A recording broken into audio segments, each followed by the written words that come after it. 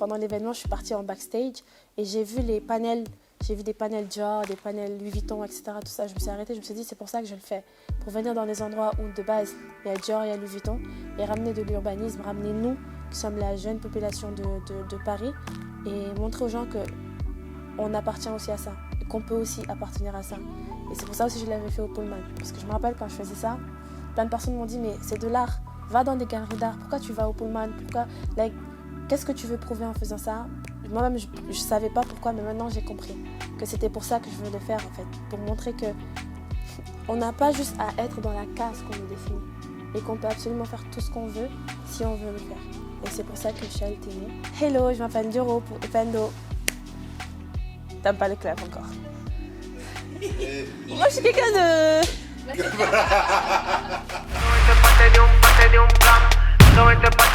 Alors moi je suis Dioro, je suis artiste peintre, je suis écrivain et je suis aussi directrice artistique, je suis les trois.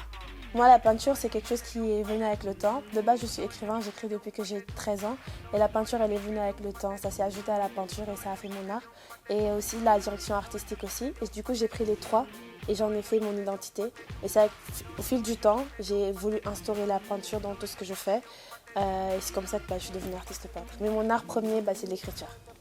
Donc je ne me définis pas. Moi j'ai du mal à me définir avec quelque chose d'arrêté parce que pour moi quand tu te définis c'est comme si tu te donnes une limite, en moi tu ne peux pas aller plus loin, donc je ne me définis jamais. Donc l'écriture, des fois j'écris des poèmes, des fois j'écris des textes, des fois j'écris plus, donc j'ai pas forcément de définition. Des fois je rime, des fois je rime pas, je le fais comme ça vient en fait. Et là je suis dans le projet d'écrire un recueil ou un livre, j'ai déjà le thème mais il n'est pas encore écrit, mais j'espère prochainement. Tout est faisable en fait et qu'on peut aller plus loin que même ce qu'on pense pouvoir réaliser. Donc là j'ai envie de me donner la permission de me dire que je peux faire ce que j'ai dans ma tête et ce que je vais faire.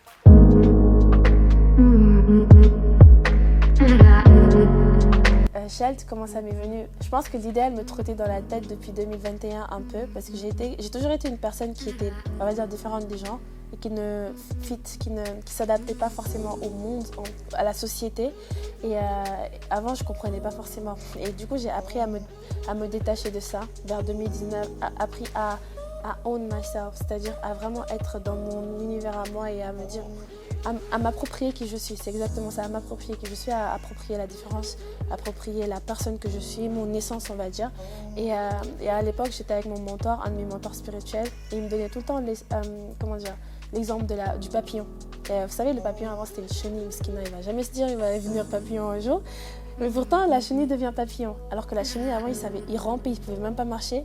Et d'un coup, il vole. Et pour moi, ça, c'est très spirituel. Et pour passer d'une chenille à un papillon, il faut que tu te couvres. Et en anglais, ça veut dire shelter. Et c'est de là que l'une des définitions de Shelt va venir. Je voulais éclore un peu. Pendant longtemps dans ma vie, je voulais vraiment éclore et sortir de ma bulle et me dire que je peux, comme encore une fois, m'approprier qui je suis et ne pas forcément fit la société, celle que tu veux la société, ce que la société veut que tu sois. Et ça, c'est l'une des définitions de Shelt. Et avec le temps, après avoir créé ça, j'ai compris que mon art à moi, c'est le partage. Moi, tout ce que je fais, c'est pour que les gens puissent s'identifier à ça. Donc j'ai beaucoup du mal avec le jeu. Et c'est pour ça que j'ai voulu utiliser Shelt pour aider. Aider, c'est un grand mot parce que j'ai l'impression que je suis personne, mais en vrai de vrai, je pense que ça peut aider. Et je vois les retours et je vois que c'est quelque chose qui est vrai. Je pense que tout ce qui est vrai touche.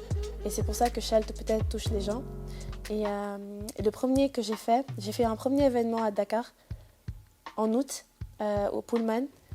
Et à l'époque, j'étais la seule artiste. J'ai fait appel, on était 230 et quelques. Et ça a été un succès phénoménal. J'ai adoré faire ça, je me suis remplie de bonheur. Les gens qui étaient là-bas ont adoré regarder les courts-métrages, regarder les peintures, tout ça. Et après, quand j'ai voulu faire le même événement en France, à Paris, je me suis dit pourquoi pas inviter des artistes. Pourquoi pas le faire avec d'autres personnes. Et je pense que c'est la meilleure décision que j'ai prise. Et surtout, je pense que ça m'a montré la direction de Shelt. Et c'est là même que Shelt a vu le jour, parce qu'à l'époque, quand je faisais connexion au Pullman, il n'y avait pas Shelt, il y avait juste connexion. Et c'est en faisant ça avec d'autres artistes, on était 10 artistes, j'avais des artistes qui venaient des Beaux-Arts, j'avais des artistes mais vraiment incroyables, Assilem, Melissa, Daniel Rama, tous ces artistes peintres, j'avais des écrivains, Amourou, Medoun, etc. J'avais des artistes culinaires, j'avais Samuel et Togato, enfin j'avais vraiment des vrais artistes qui étaient là, un photographe aussi, Bob Shane. Et c'est vraiment des gens qui savent ce qu'ils font. Et à un moment, je me suis arrêtée, je me suis dit, mais ces personnes me font confiance alors que c'est des gens qui viennent des beaux-arts, des gens qui ont été récompensés pour ça. Il y a un des chefs culinaires qui a travaillé pour Fouquet, etc. Donc je me suis dit, ce que je fais a de l'impact. Ce que je fais, ça peut servir aux gens encore plus. Donc, je veux que Shelt sert à ça. Et quand les gens ils sont venus pour connexion à la caserne, parce que je l'ai fait à la caserne de Paris, c'est ce qu'ils ont ressenti. Donc moi, le lieu que je choisis, les gens que je choisis, c'est très important. Parce que je ne sais pas si vous voyez c'est quoi la caserne, mais la caserne, normalement, c'est un lieu qui, de base, accueille des choses comme la Fashion Week. Vous savez, à un moment, pendant l'événement, je suis partie en backstage et j'ai vu des panels Dior, des panels Louis Vuitton, etc. Tout ça, je me suis arrêtée, je me suis dit, c'est pour ça que je le fais. Pour venir dans des endroits où, de base, il y a Dior, il y a Louis Vuitton, et ramener de l'urbanisme, ramener nous, qui sommes la jeune population de Paris, et montrer aux gens qu'on appartient aussi à ça, qu'on peut aussi appartenir à ça. Et c'est pour ça aussi que je l'avais fait au Pullman. Parce que je me rappelle quand je faisais ça, plein de personnes m'ont dit, mais c'est de l'art, va dans des galeries d'art, pourquoi tu vas au Pullman, qu'est-ce que tu veux prouver en faisant ça? Moi-même, je ne savais pas pourquoi, mais maintenant j'ai compris que c'était pour ça que je voulais le faire, en fait, pour montrer que on n'a pas juste à être dans la case qu'on nous définit, et qu'on peut absolument faire tout ce qu'on veut si on veut le faire. Et c'est pour ça que Shelt est né. Cette question, je m'y attendais pas. Est-ce que je peux expliquer? Je rigole parce que j'aime trop le soufisme. Bref. Le soufisme, c'est quoi? C'est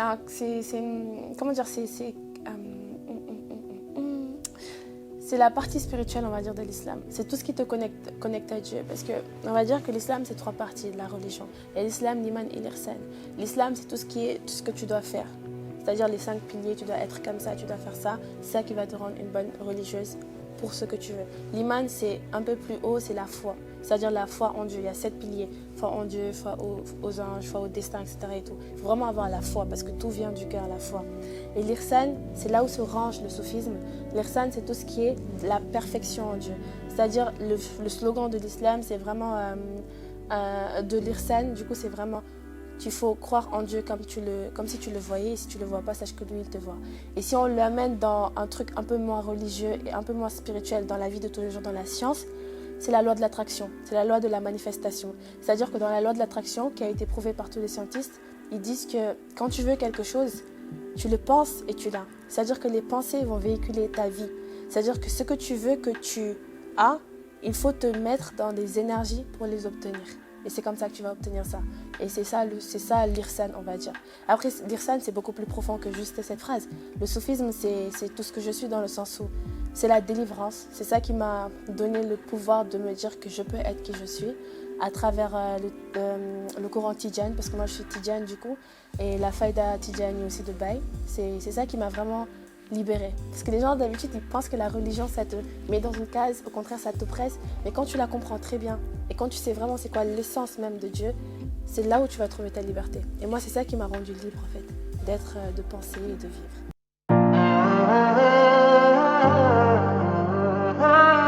C'est mon it's my daily struggle. C'est mon combat de chaque jour. Même mes propres amis ils me disent Ndjuro, toi, quelqu'un qui te connaît et quelqu'un qui te voit juste comme ça à ta page scroll, il va te dire c'est pas possible.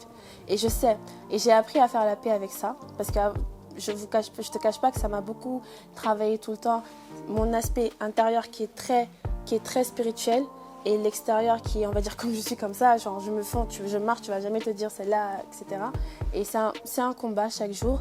Et maintenant, beaucoup moins, parce que j'ai appris, comme je vous ai dit, à own myself, à m'approprier ça et à me rendre compte que c'est moi, en fait, c'est qui je suis.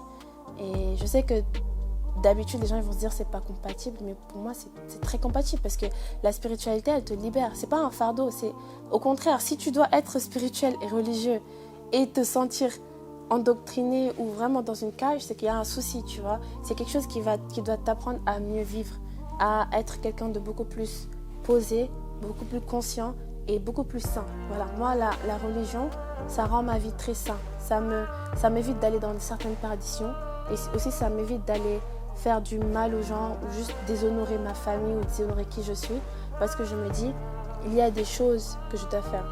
Dans le sens où, vous savez, en islam, peut-être dans les autres religions aussi, mais Le problème en islam, c'est que les gens, ils ont peur de se rendre compte que Dieu, il nous aime. Dans le sens où aimer quelqu'un, c'est comme quand tu aimes comme tes parents. Quand tu aimes quelqu'un, tu le respectes tellement que tu ne veux pas lui faire du mal. Donc c'est comme ça qu'on doit voir l'amour qu'on a. Mais dans la religion, les gens, ils ont tellement peur de Dieu. Il y a tellement de tabous autour de lui que quand ils vont avoir un peu de liberté, ils vont aller faire n'importe quoi et revenir. Vous savez? Donc ça, c'est pas forcément de l'amour, c'est juste que tu as peur quand tu es dans certaines conditions. Alors que le vrai amour, c'est que qu'importe la condition où tu es, c'est le respect et l'amour que tu as envers Dieu ou tes parents ou qu'importe qui va dominer le fait que tu veuilles aller en perdition ou qu'importe. C'est comme ça que je vois ça.